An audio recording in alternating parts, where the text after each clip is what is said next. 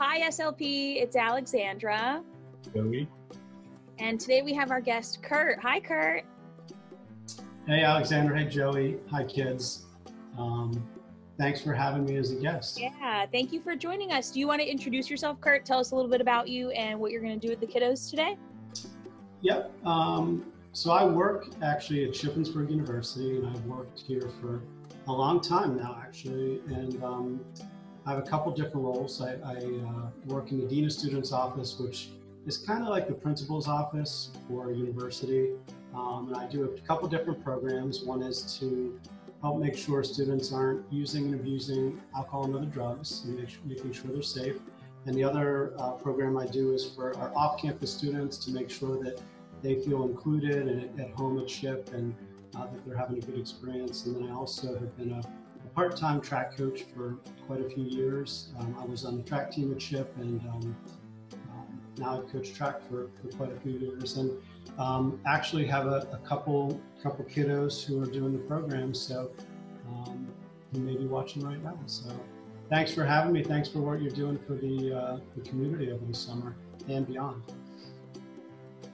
Thank you, Kurt. All right, we'll turn it over to you now. Mindfulness essentially is not a very complicated thing, and it's something that's become super popular over the past few years. And it's something that's really beneficial. And one cool thing about mindfulness is it's free, and it's something that you can practice at any point, and you can have in your life at all times, at any time. Actually, you could practice mindfulness in school, walking to school with your friends, when you're laying in bed, or anytime really. So what mindfulness is simply being aware of what's happening inside you. And that's really kind of how we look at it. So being aware of what's happening inside you. If I ask you all to think about maybe a time where you're not aware of what's happening inside you, it would probably be pretty easy. Times when you're stressed out, times when you're worried, times when you're super excited or tired.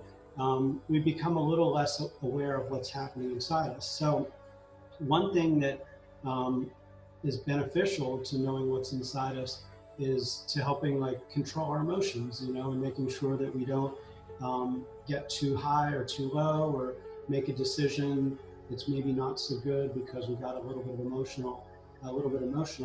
And knowing what's going on inside us, one word is insight. So looking inside, and that's really important. So, and it's becoming more important in our society because, as you probably know, we're busier and busier. We have more expectations and things going on, and distractions actually. So mindfulness is really good. So to not bore you with all the details, mindfulness is studied, and people have practiced mindfulness for thousands of years, and it's studied, and it's shown to be really effective and really helpful. So what does mindfulness allow us to become more aware of? So our five senses primarily, and our thoughts and our feelings, okay? Sometimes when you're stressed out, you're not sure how you're feeling until you have time to calm down, to kind of process something that's been going on, and then you become more aware of how you were feeling in that moment.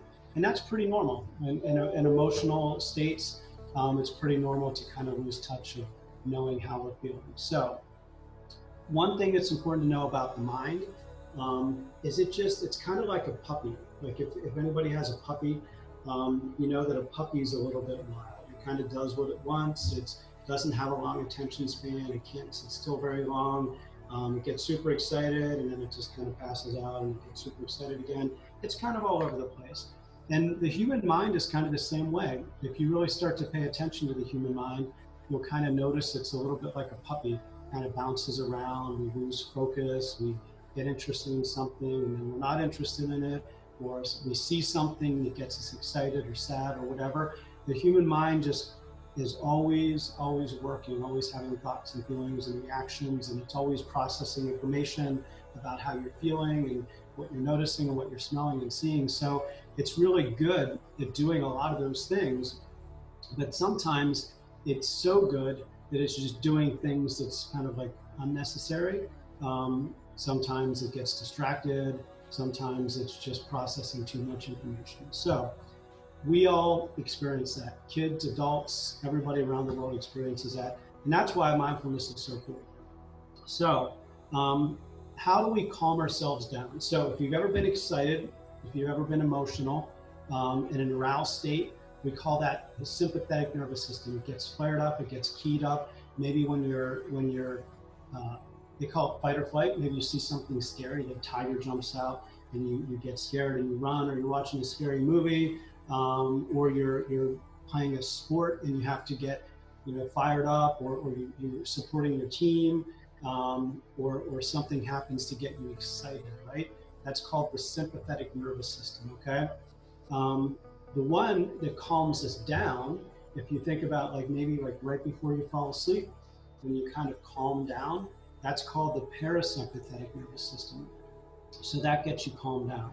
So the cool thing about mindfulness and the cool thing about breathing and focusing our mind is we're able to turn on the parasympathetic nervous system and calm our bodies down.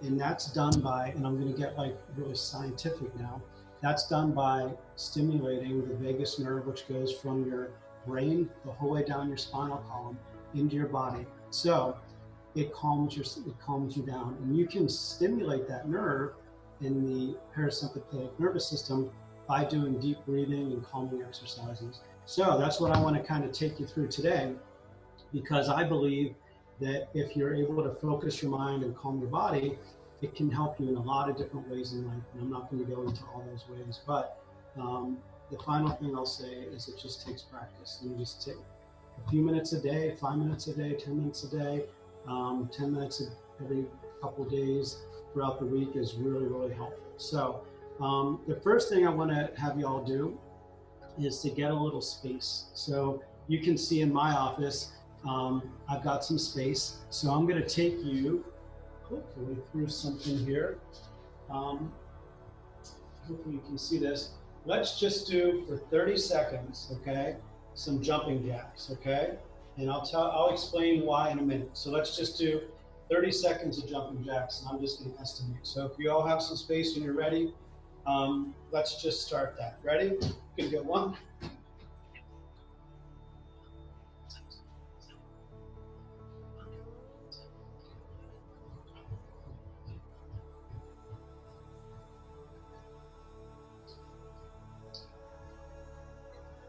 All right, I think that's about 30. All right, and I'm going to grab my chair again, and I'm going to sit down. But before you sit down, I don't want you to sit down. So before you sit down, let's not do that. Let's find a space on the floor and just kind of lie down and bring your feet up and lean your knees together. So bring your feet up, lean your knees together. Take a second to do that. And as you do that, I want you to either put your hand on your heart or your hand on your neck right here. So if you can still see the screen, you can see what I'm doing. But if you can't, I just have my hand on my neck. And I can feel my heart beating really quickly because I just did jumping jacks. So this is kind of like what your body does when you're all fired up, when you're emotional, when you're angry, when you're excited about something, when you're really nervous about something, your heart rate gets up. So I had you do jumping jacks to show you what that feels like. So I can still feel my heart beating. So what I want you to do is take 10 deep belly breaths, okay? And when you breathe in, I want your stomach to go up. And when you exhale and you breathe out, I want your stomach to go down. So go ahead and do 10 breaths right now.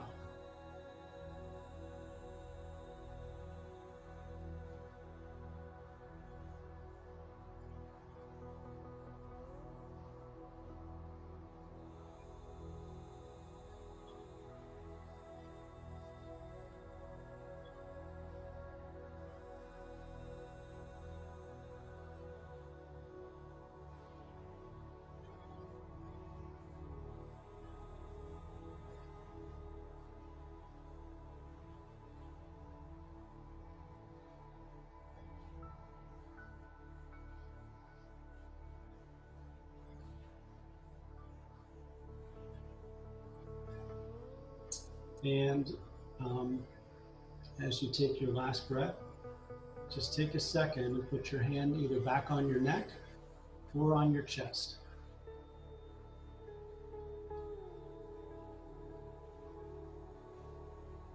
And see if you notice a difference. You probably will.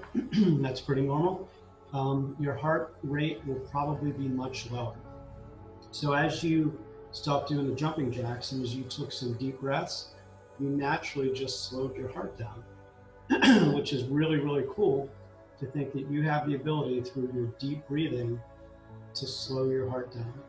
And as your heart slows down, your thoughts will slow down, your body will relax, and your thoughts will become hopefully a bit more clear.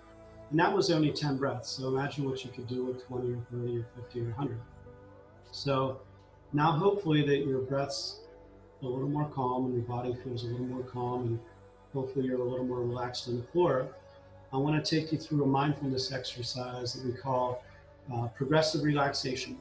So it's just essentially kind of like a scanning of the body and relaxing muscles of the body as we go. So again, hopefully your knees are up. Just stay in that position on the floor. Knees together and eyes closed if you're comfortable with that. And the first thing I want you to do is tense the muscles on your feet. So tighten up your feet muscles. Really feel the tension on those feet. Squeeze all those muscles of the feet, and then go ahead and take a deep belly breath and relax the muscles of the feet. Just feel them relax. Now go ahead and tense up your feet again and your calves. So the muscles of your lower leg below your knee, go ahead and tense them. Really feel that tension. And then take a deep breath and relax all those muscles. As you take another breath, really feel that those muscles are relaxed and not tense anymore.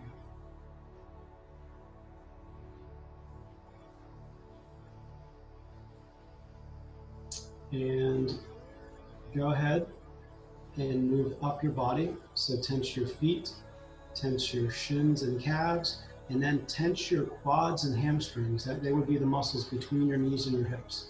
That's basically all your legs and feet. Tense them up. Really feel that muscle tension.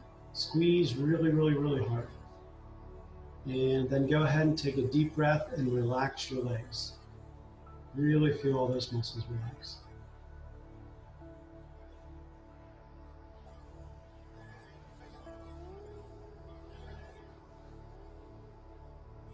And go ahead and take one more deep belly breath.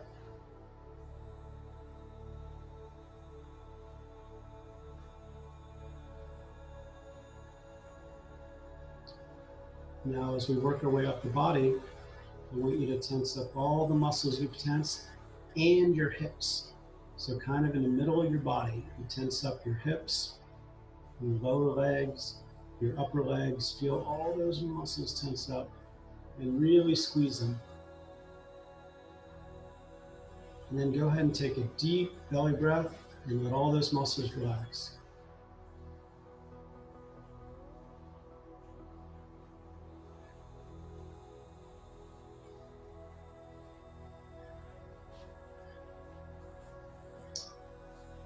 And you probably guessed that we're working our way up the body.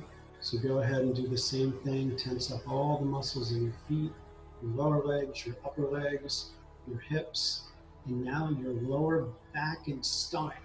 All the muscles in your core, all the muscles of your core and your hips and lower leg. Really feel the muscle tension. Squeeze really hard and relax. And take a deep belly breath.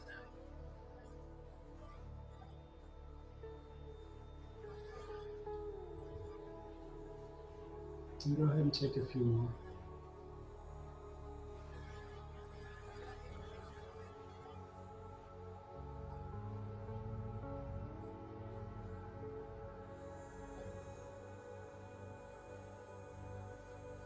And as you go ahead and take a few more deep belly breaths, just kind of pay attention to how you're starting to feel. Is your body feeling heavier Is it feeling more relaxed? Are you feeling more calm? Is your heart rate continuing to slow down? Just really pay attention to what you notice.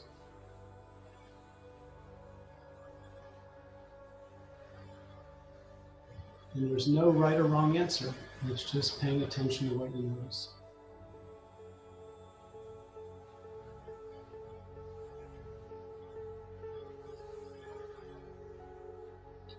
Now let's go ahead and keep moving up the body. So now go ahead and tense your feet and your lower legs and your upper legs and your hips and your stomach and your back. And go ahead and tense up your chest and your shoulders.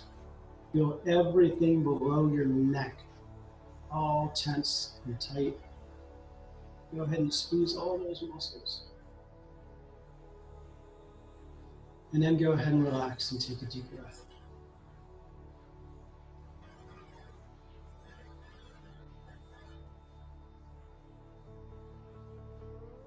And again, just check in with your body. See how you feel. See what you notice.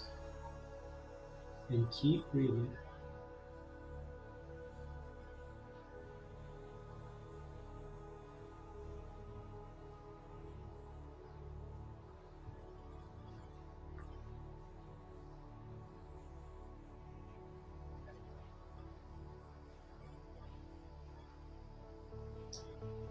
Now let's keep moving up the body and go ahead and tense up all those muscles you just tensed up. Feet, calves, upper legs, lower legs, hips, stomach, back, chest, shoulders, and your neck. Tense everything up. Everything in your body below your head. And relax and take a deep breath.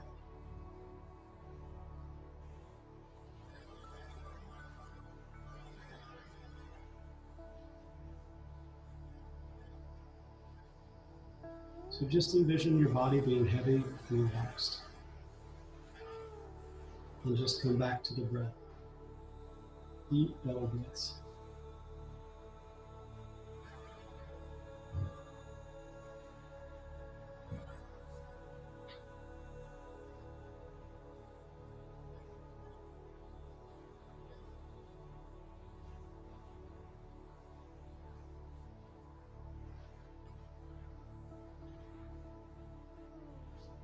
And you probably guessed we're going to do our whole entire body now. So go ahead and tense up all the muscles of your lower body, the middle of your body, your chest, your shoulders, your neck, and your face, and your jaw, and your ears, and everything you can. Really feel that tension. And take a deep breath and relax.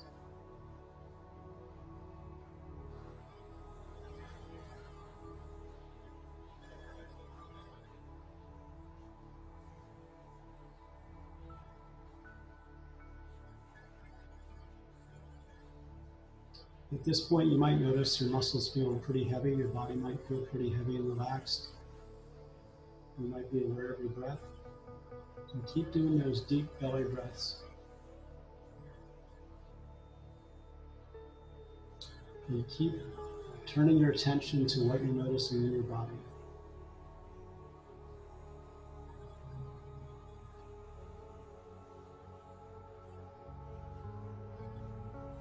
In particular, pay attention to what you feel in your body when you do a deep belly breath and you exhale.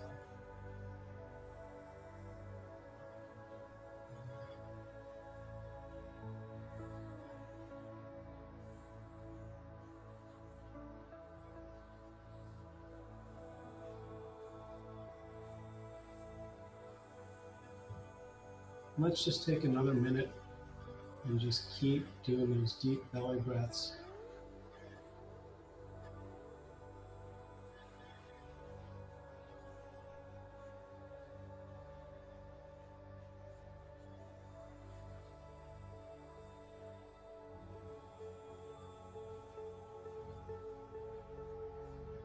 Really feel your stomach rise up when you breathe in. And really feel your stomach fall when you exhale.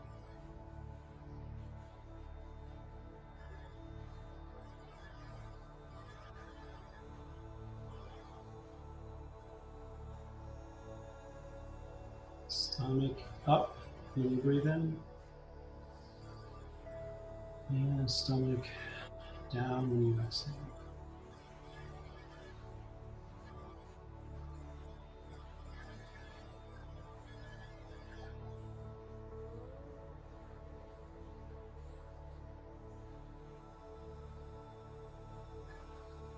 And go ahead and take a few more deep breaths and kind of scan your body. Just scan over your body. If there's any other areas that feel tense, you can relax those muscles.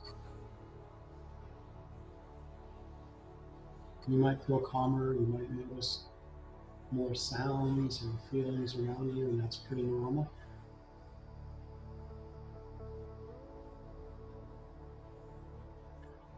Sometimes people fall asleep. Sometimes they get fidgety. Everybody has a different reaction.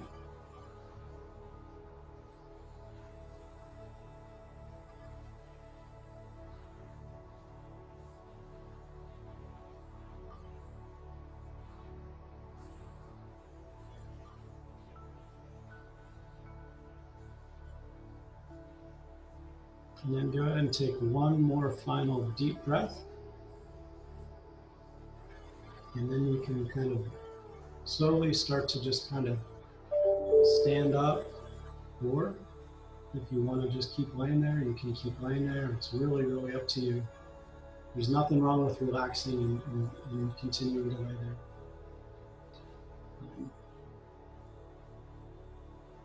So mindfulness, like I said, can be a really good thing for focusing the mind. It's good for creativity.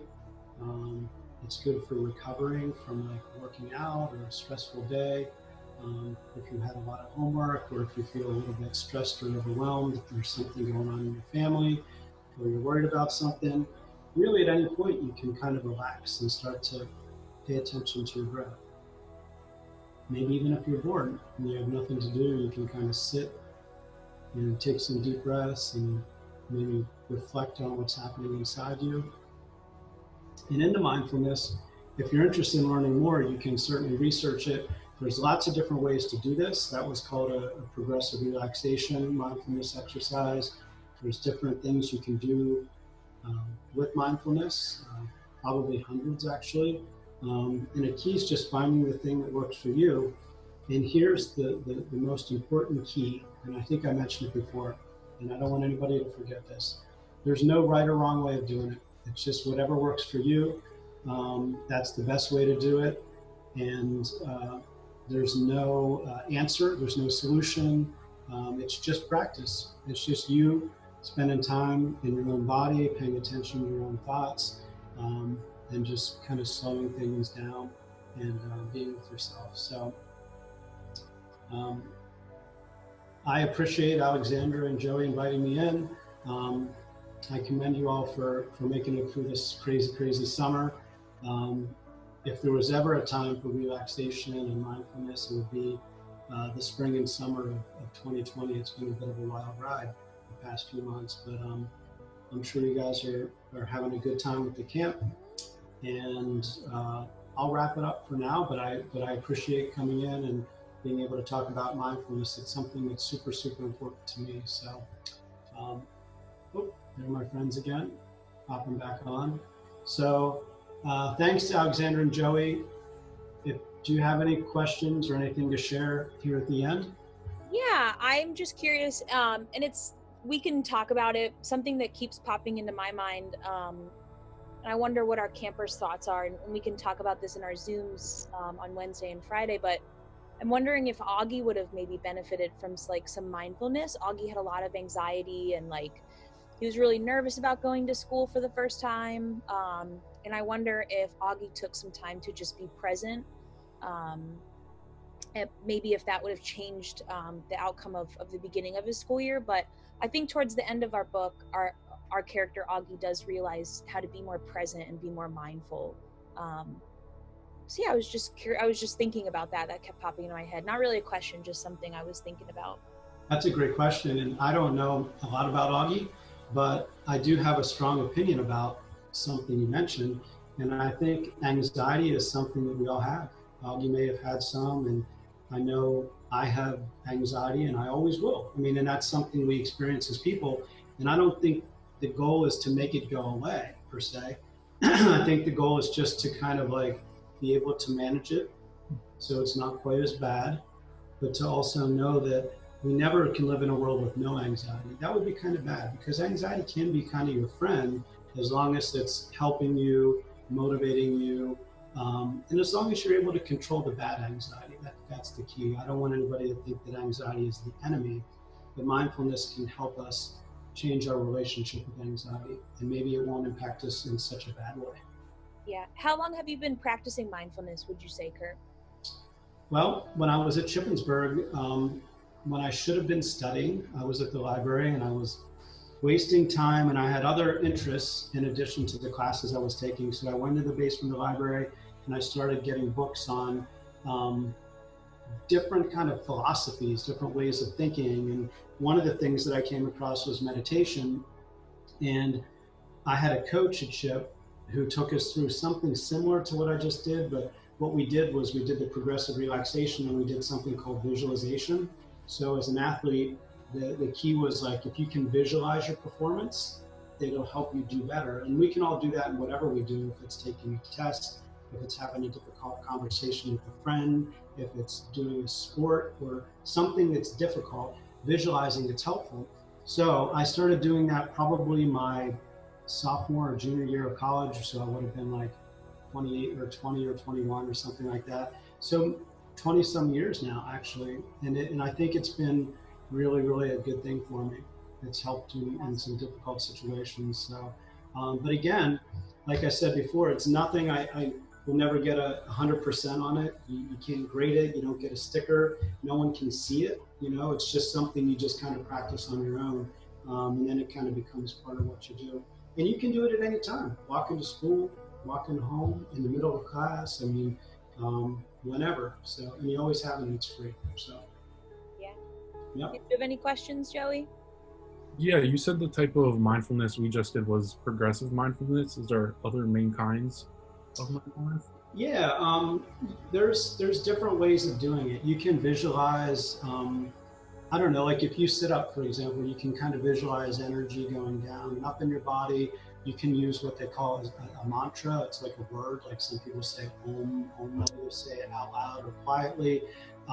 You can pick a riddle to focus your mind on. You can pick like a happy place. You know, a lot of times people will say like, oh, I like to go to my grandma's house, or I like to hike in the woods or sit beside a lake. So you visualize kind of like a happy place. There's lots of different ways to do it, you know. Um, but they're some of the most common for me. What I like about the progressive relaxation is you can kind of lay down and let your muscles kind of relax. You don't have to sit up. I have a meditation bench that I sit on, so it helps me kind of like sometimes your posture is really important. So that's important. Sometimes people close their eyes, sometimes they keep them open and they kind of look at a certain thing. But it's important to know like when you're relaxed and your mind is like active, you might think you're a little bit weird because you're like, whoa, that's a weird thought. Don't judge it. You just you move on. You say, oh, interesting thought, and you just kind of move back to your breath. So, but focusing on the breath is the main key. Thank Awesome. you. Thank you. You're welcome. Yeah. And Yep. thank you for joining our SLP participants and families. And for everybody watching this, maybe, families, you could do it together.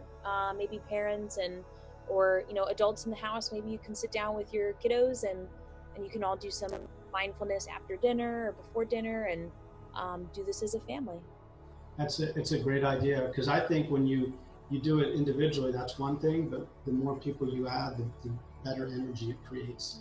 Yeah. So it's good for families and friends. So it's good stuff. Well, I can't wait to do this with you later, Joey, and build off of our energy together. It's going to be fun.